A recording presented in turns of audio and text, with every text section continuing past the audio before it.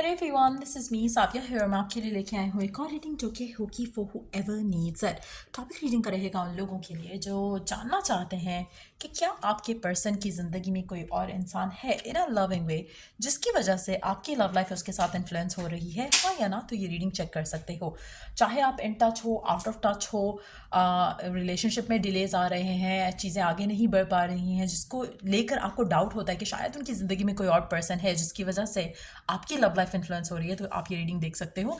ये रीडिंग उन लोगों के लिए बिल्कुल नहीं है जिनको ऑलरेडी पता है कि आप थर्ड पर्सन हो अपने पर्सन की ज़िंदगी में, या आप के अलावा ऑलरेडी वो किसी और से मैरिड हैं। तो ये रीडिंग आपके लिए नहीं है। ये उन लोगों के लिए है जहाँ पर आपको सिर्फ डाउट है या फियर है, और जो भी रीज़न है जिसकी वजह से आपके दिल में ये ख्याल आता है कि शायद उसकी ज़िंदगी में कोई और इंसान है, तो आप ये रीडिंग चेक कर सकते हो। लेकिन अगर आपका पर्सन ऑलरेडी मैरिड है, टेकन है, एंगेज्ड है, तो उसके लिए ये रीडिंग नहीं है। So let's dive into the read. And यार, रीडिंग शुरू करने से पहले रिमाइंड करवा दूँ कि जनरल रीडिंग है, सबके साथ मैच कर भी सकती है और नहीं भी। सो जो बातें, जो मैसेजेस मैच करते हैं, आप उन मैसेजेस को पिक करो और बाकी सबको छोड़ दो। अगर आप पर्सनल रीडिंग्स चाहते हो, पेपॉल से इजी पैसे से पेमेंट कर सकते हो, सिर्फ तभी रीच आउट करो ताकि आपका भी टाइम वेस्ट नहीं हो और मेरा भी। सो लेट्स सी कि क्या उसकी ज़िंदगी में कोई और इंसान है इन अ लविंग वे जिसकी वजह से आपकी लव लाइफ इन्फ्लुएंस हो रही है, हाँ या ना। Let's find out. The tower, justice, the hermit. The answer is a big no. Already it's a big no. And in the deck we do have King of Swords. आपका person जो है financially, mentally, physically, emotionally stable नहीं है। जो भी आपका person है उसकी लाइफ में उसको बहुत कुछ चल रहा है जिससे वो डील कर रहा है। सो वो उस पोजीशन में नहीं है कि वो अपनी लव लाइफ के बारे में सोचे राइट नाउ। आप ऐसे मेजॉरिटी लोग ऐसे पर्सन से डील कर रहे हैं जो कि शायद बहुत ही कोल्ड है towards you, emotionally unavailable, cold, upset, हर चीज़ का ब्लेम आपको करना, हर चीज़ में कीड़े निकालना, हर चीज़ में कुछ ना कुछ कंप्लेन करना। अगर आप इन टच हो, आप बहुत ही टॉक्सिक किस्म के इंसान से डील कर रहे हो, और जितना ज़्यादा आप इससे बात करोगे आपको लगेगा कि ये पर्सन आपको हर्ट करने की कोशिश कर रहा है, हर बात से, हर वर्ड से। इसके मुंह से कुछ अच्छा आप सुनने को नहीं देखोगे इस इंसान से। गिवन सिचुएशन में आपकी अगर कोई भी इशू होता है, कोई भी आर्ग्यूमेंट होता है, कोई भी फाइट होता है, मुझे लगता है कि पर्सन आपको ब्लेम कर देगा, क्योंकि ये खुद मेंटली स्टेबल नहीं है इस टाइम पे। उनकी लाइफ में कुछ ऐसा चल रहा है जिससे वो बहुत ज़्यादा अपसेट है, बहुत ज़्यादा कंज्यूम्ड हैं कि आपको टाइम देना उनके लिए इम्पॉसिबल है। आप शायद कंप्लेन करोगे, कहोगे कि कोई भी इंसान इतना बिजी कैसे हो सकता है। आपके माइंड में हज़ार क्वेश्चंस आएंगे ऐसे, जिसकी वजह से आपका फियर और बढ़ेगा कि शायद इस इंसान की ज़िंदगी में कोई और इंसान है जिसकी वजह से ये आपको सही से ट्रीट नहीं कर रहे। लेकिन इन एक्चुअलिटी इस इंसान की अपनी ज़िंदगी बहुत अपसाइड डाउन है राइट नाउ। हो सकता है कि पर्सन खुद के लिए भी ज़्यादा टाइम ना निकाल पा रहा हो। आप में से मेजॉरिटी लोग ऐसे इंसान से डील कर रहे हैं जो शायद अभी खुद के साथ भी जस्टिस नहीं कर पा रहा है, तो रिलेशनशिप के साथ जस्टिस करना इज़ इम्पॉसिबल। आने वाले टाइम में चीज़ें थोड़ी बेटर हो जाएंगी इस इंसान के साथ, लेकिन इसकी ज़िंदगी में कोई और इंसान डेफिनेटली नहीं है। मुझे लगता है कि आप दोनों के दरमियान में जो इश्यूज़ हैं वो कंटिन्यू रहेंगे फॉर सम टाइम, और कुछ टाइम के बाद हो सकता है कि 1-2 महीने के बाद आपको थोड़ा चेंज देखने को मिले। लेकिन फ़िलहाल गिवन सिचुएशन में कुछ एक्सपेक्टेशन रखना इस इंसान से, आप अपने आप को खुद एक टॉक्सिक सिचुएशन में डालोगे। अगर आप इस इंसान से बातचीत कर रहे हो, कांटेक्ट हो रहा है, तो मेजॉरिटी एट टाइम्स आप ही होगी जो कनेक्शन को इनिशिएट करते हो, कम्युनिकेशन को इनिशिएट करते हो, स्टेप्स लेते हो इस इंसान की तरफ। लेकिन ये इंसान आपकी तरफ खुद से, अगर आप नो कांटेक्ट की सिचुएशन में हो, वेट कर रहे हो पर्सन का, ये पर्सन आपको आने वाले 1 से 2 महीने में खुद कांटेक्ट नहीं करेगा। अगर आप खुद अप्रोच करते हो इस इंसान को, तो ये आपसे बात करेगा, लेकिन बहुत ही रूखा और बहुत ही ड्राई किस्म का एटीट्यूड रहेगा इस इंसान का आपकी तरफ। हो सकता है कि आपके मैसेज सीन करके जो है रिप्लाई ना हो, और इस तरह की सिचुएशन हो सकती है। सो आई वुड सजेस्ट कि आप जितना इस इंसान से दूर रहो राइट नाउ, इमोशनली डिटैच रहो, आपके लिए ज़्यादा अच्छा है।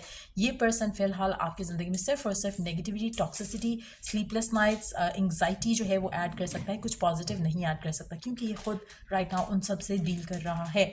सो मेजॉरिटी लोगों के लिए पर्सन की ज़िंदगी में कोई नहीं है, ये अपने लिए टाइम नहीं निकाल पा रहा, तो किसी और को टाइम देना इज़ इम्पॉसिबल। मेजॉरिटी लोगों के लिए आपका पर्सन जो है बहुत ज़्यादा स्ट्रेस्ड आउट है। ये चाहता है कि इसकी ज़िंदगी में प्यार हो, स्टेबिलिटी हो, एक पॉजिटिविटी हो, लेकिन फ़िलहाल जब तक ये इन चीज़ों में घिरे हुए हैं, आपकी ज़िंदगी में इनकी तरफ से कुछ भी पॉजिटिविटी ऐड नहीं हो सकती। Let me take cards to ask the question कि क्या ये पर्सन आपको प्यार करता है, क्या इसके दिल में आपके लिए फीलिंग्स हैं। जो भी स्पेसिफिक समवन है आपकी ज़िंदगी में जिससे आप डील कर रहे हो, क्या है इसकी फीलिंग्स आपके लिए, क्या है इसकी फीलिंग्स आपके लिए। अच्छा, आप में से कुछ लोगों के लिए आपका कनेक्शन इस इंसान के साथ बहुत ही लिमिटेड होगा। हो सकता है कि आप लोग कभी मिलते हो, डेट करते हो एक दूसरे को, और सिर्फ उस मोमेंट के लिए पर्सन चेंज होता हो आपके साथ। हो सकता है कि सिर्फ उस लिमिटेड टाइम के लिए पर्सन थोड़ा आपको लगता है कि हाँ शायद चीज़ें बेहतर होने लगी, लेकिन then back to the dry attitude of this person. एक कोल्डनेस आपको फील होती है इस इंसान के बिहेवियर से, एटीट्यूड से। आपका पर्सन शायद मेजॉरिटी लोगों के लिए ready for a serious relationship भी नहीं है। सो अगर हम बात करें कि क्या इसके दिल में फीलिंग्स हैं, इमोशंस हैं आपको लेकर, मुझे लगता है कि अभी जो गिवन सिचुएशन है उसमें तो maximum this person can offer you is probably कुछ लम्हे खुशी के, और उसके बाद फिर से एक ड्राई एंड डेड एटीट्यूड जो है वो इंसान ये कर रहा होगा। सो मुझे लगता है कि पर्सन आपको लेकर पैशनेट है, but not to the point जहाँ पर ये अपने इमोशंस को हावी होने दे अपने एक्शंस के ऊपर और कुछ कर सके। मुझे लगता है कि पर्सन के दिल में आपको लेकर फीलिंग्स जो हैं वो आने वाले टाइम में स्ट्रांग होंगी। गिवन सिचुएशन में जिसका स्ट्रेस लेवल है, जो एंग्जाइटी लेवल है, उसमें जैसे होता है ना कि अगर आप किसी चीज़ को लेकर, अगर हम आपकी बात भी करें, अगर आप अपने अंदर झांक कर देखो, जब आप किसी चीज़ को लेकर परेशान होते हो तो आपका रोमांस, आपका लव, सारा कुछ निकल जाता है माइंड से, दिल से, दिमाग से, ज़िंदगी से, क्योंकि आपकी ज़िंदगी में वो टेंशन चल रही है जिसकी वजह से आप ज़्यादा अपसेट हो। सो इसी तरह से कुछ चल रहा है जो आपके पर्सन की ज़िंदगी में है राइट नाउ। सो अगर वो उसने कभी आपको प्यार किया भी था या उसके दिल में आपके लिए कभी स्ट्रॉन्ग फीलिंग्स भी थी, जो इन सिचुएशंस चल रही हैं, उसकी वजह से वो काफ़ी हद तक उन फीलिंग्स को एक्सप्लोर नहीं करना चाह रहा है। वो अपने आप को उससे दूर रख रहा है, डिटैच कर रहा है। सो गिवन सिचुएशन में अगर आप अपने आप को डिटैच करते हो और चीज़ों को सरेंडर करते हो, थोड़ा रिलैक्स करते हो कनेक्शन को लेकर और पूरे सिनेरियो को लेकर, तो मुझे लगता है कि आपके लिए उसमें भलाई रहेगी।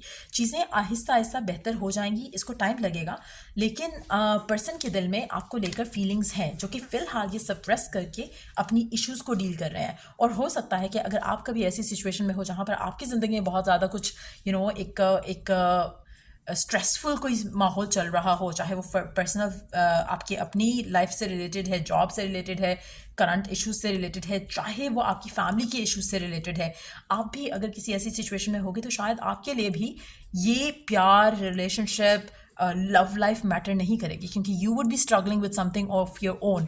तो वो चीज़ मुझे लगता है कि आपके पर्सन की ज़िंदगी का हिस्सा है राइट नाउ, जिसकी वजह से शायद आपको लेफ्ट आउट फील होता है मेजॉरिटी ऑफ टाइम्स, क्योंकि पर्सन आपको टाइम नहीं दे पाते हैं, और कहीं ना कहीं आपको लगता है कि शायद वो आपको फॉर ग्रांटेड भी लेते हैं, सही स्टेप्स नहीं ले पा रहे हैं, उनको आपके साथ उनकी जो डिज़ायर है वो एक्सप्रेस नहीं कर पा रहे हैं अपने एक्शंस के साथ, और जो आपको डेफिनेटली इशू जो है वो आपकी ज़िंदगी में उस वजह से हो रहा है इस इंसान के साथ। सो डेफिनेटली इस इंसान के दिल में आपके लिए जो भी फीलिंग्स हैं, इमोशंस हैं जिसको वो सप्रेस कर रहे हैं, ये आहिस्ता आहिस्ता चीज़ें बेहतर हो जाएंगी। 1 से 2 महीने का टाइम मुझे लगता है कि लगेगा इस इंसान को इन सब चीज़ों से निकलने के लिए, और उसके बाद आप अपनी लव लाइफ में इस इंसान के साथ थोड़ा पॉजिटिव चेंज देखोगे। Let me take 2 more cards.